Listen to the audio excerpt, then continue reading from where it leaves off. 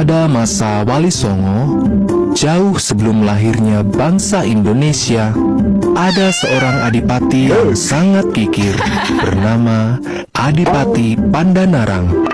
Beliau adalah seorang adipati di Semarang. Istri sang adipati pun memiliki sifat kikir yang sama. Adipati Pandanarang dan istrinya sangat terkenal karena sifat kikir mereka. Hingga suatu ketika Sunan Kalijaga mendengar kabar itu. Dengan bijaksana, Sunan Kalijaga berniat untuk menegur sang adipati dan istrinya.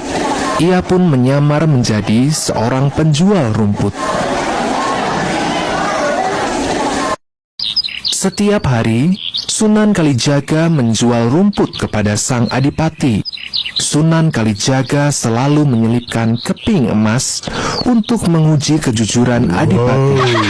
Mengetahui bahwa di dalam rumput selalu ada keping emas, adipati dan istrinya mengumpulkan semua keping emas itu dan menyimpannya.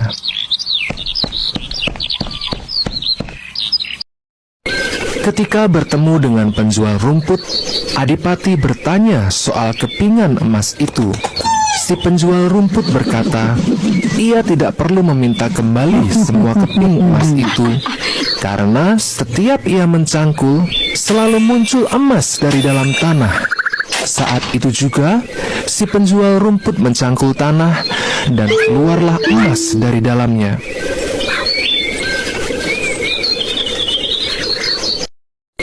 Saat itulah si penjual rumput menunjukkan jati diri bahwa ia adalah Sunan Kalijaga. Adipati dan istrinya langsung meminta maaf dan memohon untuk dijadikan murid. Sunan Kalijaga menyetujui dengan syarat. Adipati dan istrinya mau memberikan harta kepada fakir miskin dan melakukan perjalanan tanpa bekal apapun.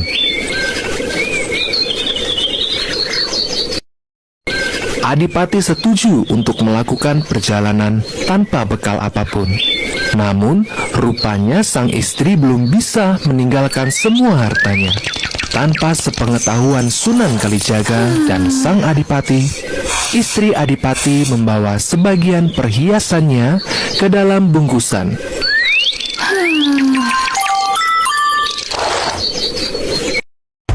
Di tengah perjalanan, Sunan Kalijaga dan adipati dihadang oleh 3 perampok.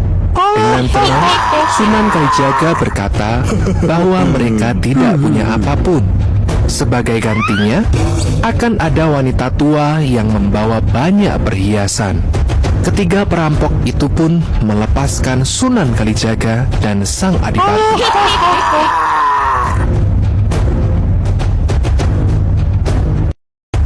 Benar kata Sunan Kalijaga. Tak lama kemudian lewatlah seorang wanita tua. Ia membawa bungkusan. Tanpa ragu, ketiga perampok itu langsung menghadang. Karena ketakutan, istri adipati pun menyerahkan semua perhiasannya. Setelah itu, ia menyusul Sunan Kalijaga dan suaminya dengan susah payah. Pada hari itu ada 3 kesalahan, yaitu: pertama, adipati tidak bisa menasehati istrinya. Kedua, istri adipati yang tidak menaati perintah Sunan Kalijaga. Ketiga, 3 rampok yang melakukan kejahatan. Maka Sunan Kalijaga menyebut daerah itu dengan nama Salatiga, yang kemudian dikenal dengan benar kata Sunan. Pada hari itu ada 3 kesalahan, yaitu: pertama, adipati tidak bisa menasehati istrinya. Kedua, istri adipati yang tidak menaati perintah Sunan Kalijaga. Ketiga, 3 rampok yang melakukan kejahatan. Maka Sunan Kalijaga menyebut daerah itu dengan nama Salatiga, yang kemudian dikenal dengan Salatiga.